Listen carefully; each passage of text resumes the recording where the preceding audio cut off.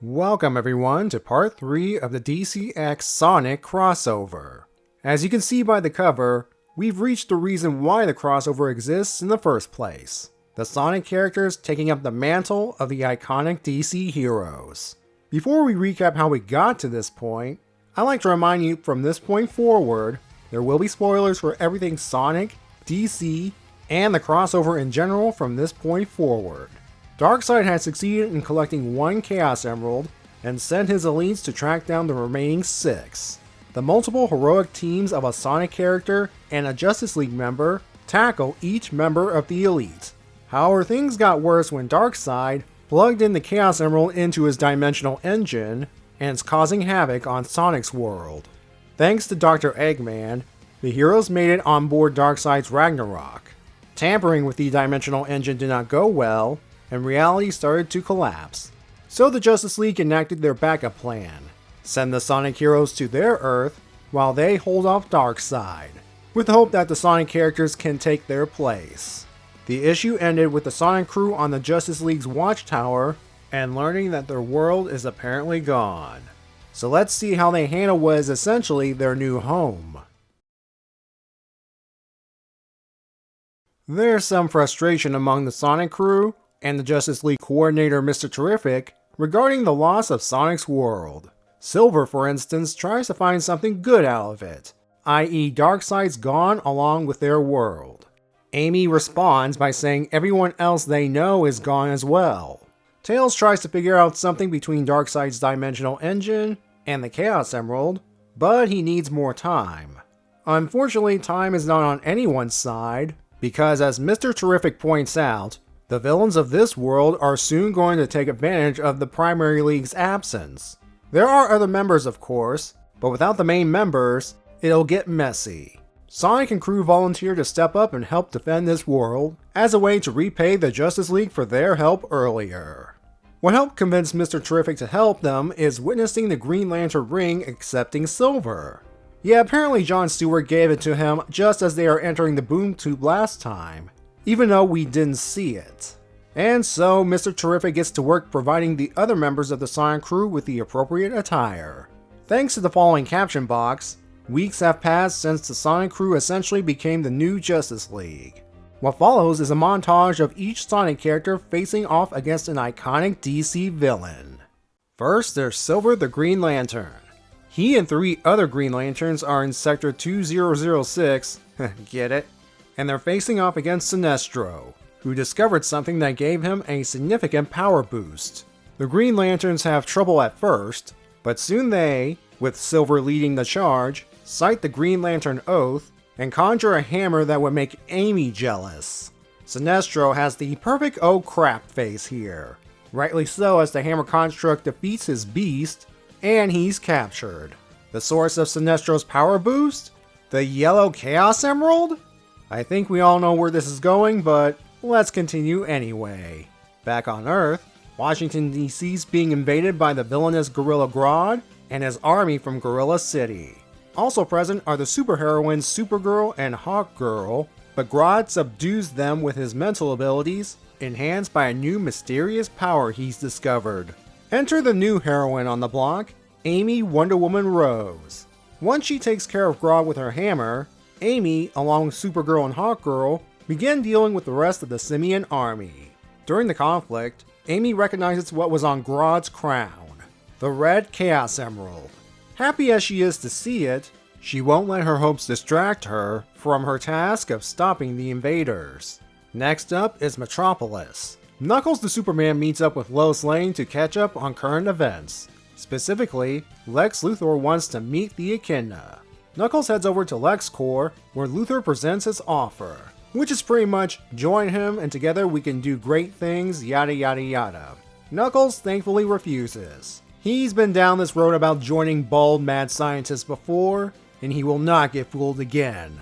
Lex Luthor then breaks out what he thinks is kryptonite to weaken Knuckles. It doesn't work because 1. Knuckles is not from Krypton, and 2. The kryptonite is actually the green Chaos Emerald.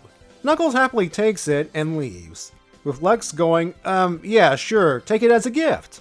Knuckles does briefly return to confront Luthor, over trying to poison him with kryptonite. It's off to Gotham City where the Joker is creating mayhem. Soon he's being pursued by Shadow the Batman, who has his own little Batmobile, I might add.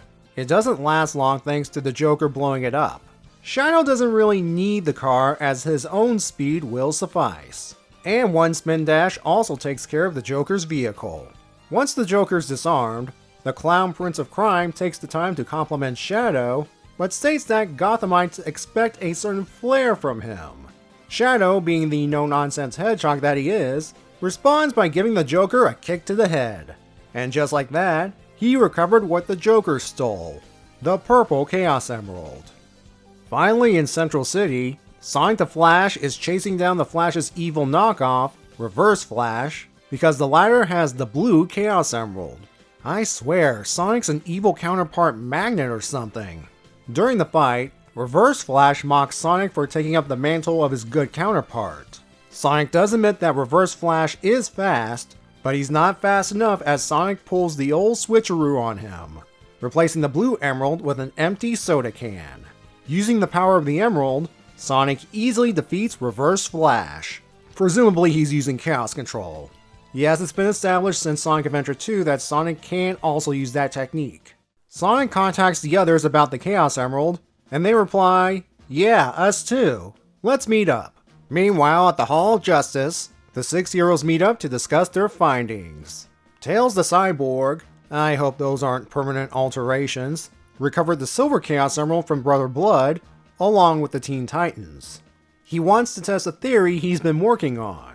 The 6 emeralds present are able to detect the missing 7th in another dimension. Their dimension. That's right, it survived, but it's now hidden in a pocket dimension. The plan is to now use the 6 emeralds to pinpoint a way back. So that's exactly what they do on board the League's watchtower. Mr. Terrific bids them farewell, and our 6 heroes head home to help the Justice League. I want to get this out of the way first. One of my complaints about this crossover has been addressed. We now have caption boxes that introduce the characters.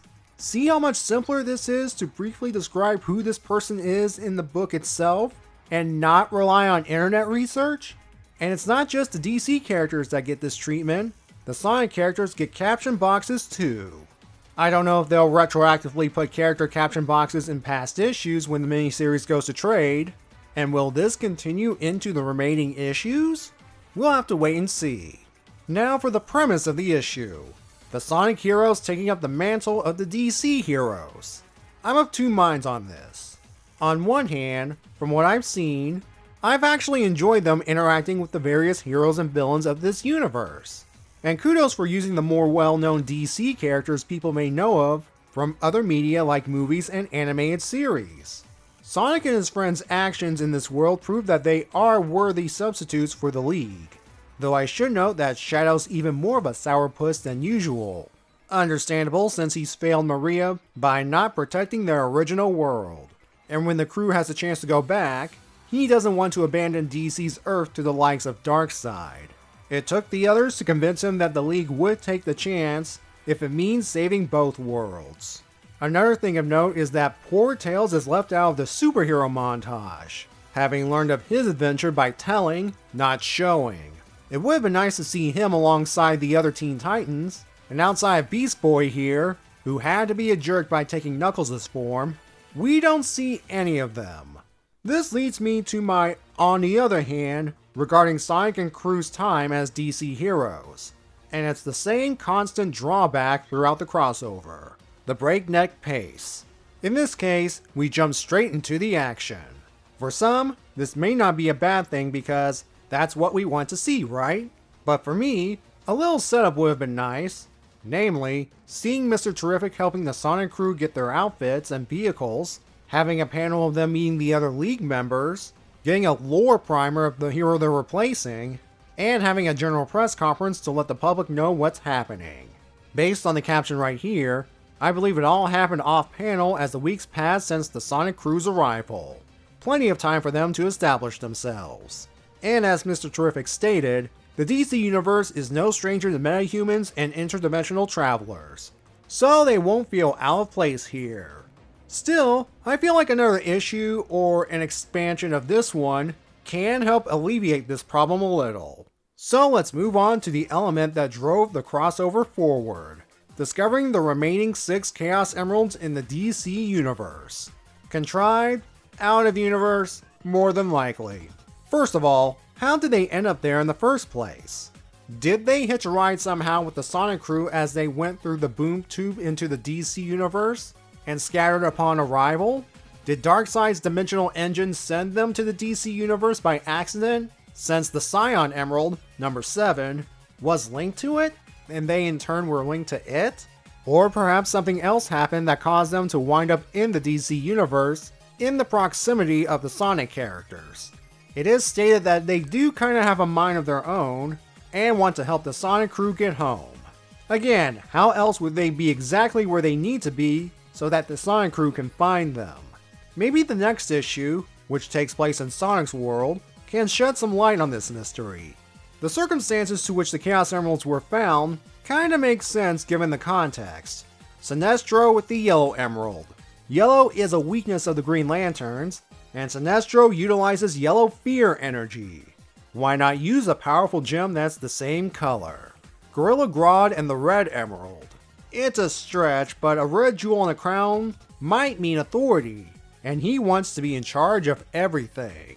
The Green Emerald winds up with Lex Luthor because he thought it was Superman's weakness, kryptonite, which usually comes in green, but there have been other colors that do different things. The reason the Joker ends up with the Purple Emerald? Aesthetics. The Joker wears purple, the Emerald's purple. That's it. And then there's the Blue Emerald. Unlike the others we've seen, it's presumably tied with Sonic because his primary fur color is blue. Plus, like I said in the summary, he has a knack for attracting speedy doppelgangers. Again, poor Tails gets the shaft, and as a consequence, we never know what Brother Blood's link is to the Silver Chaos Emerald. At the end of the day, the 6 emeralds are there to provide a way home for the Sonic characters. As always, there are Easter eggs like Amy having an invisible version of her transformed vehicle, but the two that stood out for me was first, Reverse Flash paraphrasing Shadow in Sonic Adventure 2 before he and Sonic fight on Prison Island. You're not even good enough to be my I'll make you eat those words! And 2, Sector 2006. Not only is this a reference to the year of Silver's video game debut, the infamous Sonic the Hedgehog, or Sonic 06, it also references the year the Sinestro Corps made its debut. We got a double whammy in this case. Well, the Sonic character's tenure in the DC universe is over. Honestly, I wish there was more to it. I mean, there could have been an issue focusing on each Sonic character having their own separate adventure. But it is what it is. Something tells me it's related to time and budget. Anyway, come back next time as we see how the Justice League are handling things in Sonic's world. We'll see you then.